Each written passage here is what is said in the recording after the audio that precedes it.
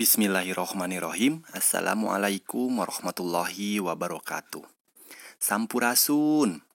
Kumaha sadayana sarehat? Alhamdulillah dina dinten Rebo sapertos biasa pendak deui sareng pagaos dina pangajaran bahasa Sunda. Dinten ayeuna dina pangajaran bahasa Sunda pagaos bade medar dina kalimah pagawean jeung kalimah barang. Mangga urang titenan sasarengan. Nu kahiji aya kalimah pagawean. Kalimah pagawean nyaeta kalimah anu caritaanana mangrupa kecap pagawean.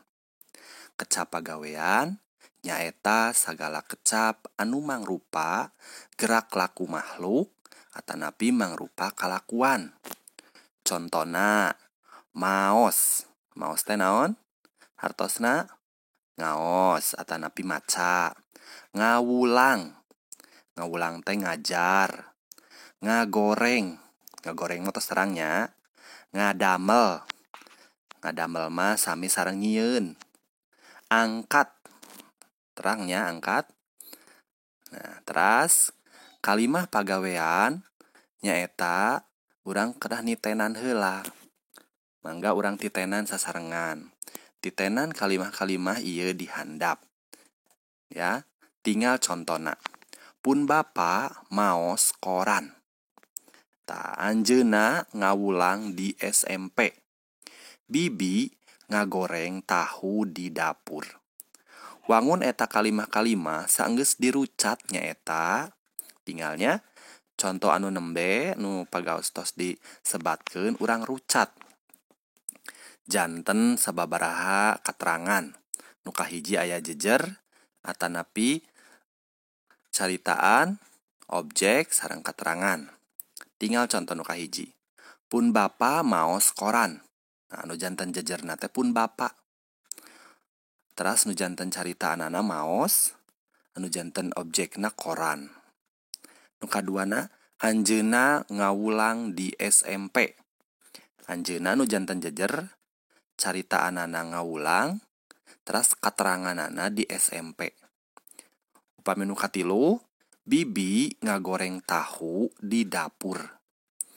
Nu janten jejerna bibi, nu janten caritaanana ngagoreng, teras anu janten objekna tahu, kateranganana di dapur.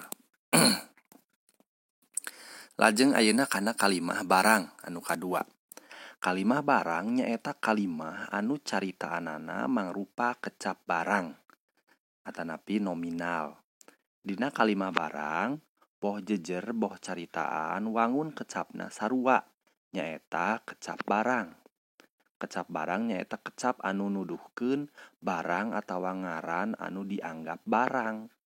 Contona ibu, bapa atanapi buku, kembang, kebon sareng salajengna. Ayeuna urang tinggal dina nitenan kalimah barang. Tengetan kalimah-kalimah ieu dihandap. Ibuna dokter. Teteh abi mahasiswi. Kebonna lega.